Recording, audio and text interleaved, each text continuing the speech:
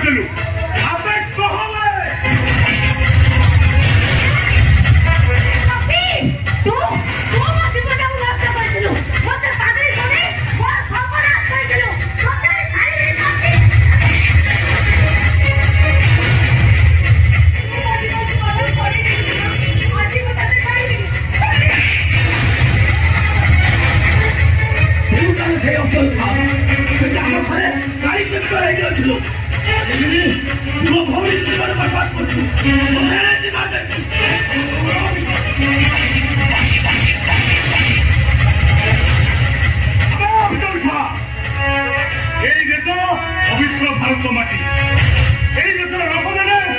अब्दुल कलाम को पूजा कर लोक मैंने सन्तासवादी की गुली भी हरी कर